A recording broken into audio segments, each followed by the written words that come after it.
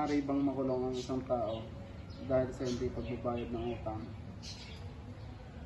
Sa aking totoy ay hindi ko masabi sa'yo kung dahil wala pa akong na-encounter na ganun. Pero sa akin, wala naman pa akong alam na makukulong. Mapera, malaking utang. Wala pa naman akong na ganun.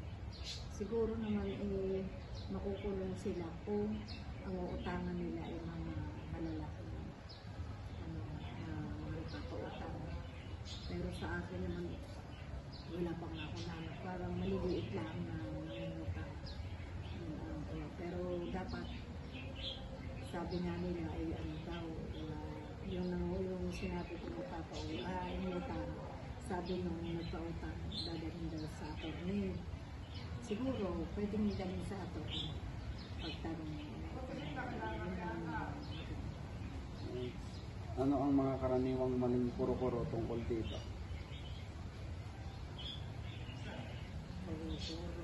wala namang dapat na sa pautang na gano'n. Dahil alam naman ng tao, dito alam mo sa atin, talagang marami nangungutang. Kaso sila, hindi nila naaalaman na kaya uutang sila ng uutang. Tapos minsan nga, hindi sila nagbabayad. Kaya siguro ang kanilang mga okay lang mangutang.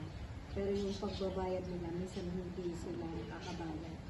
Kaya sabi nga, kuro-kuro nila kayo ang kanilang sa kagayang pangungutang.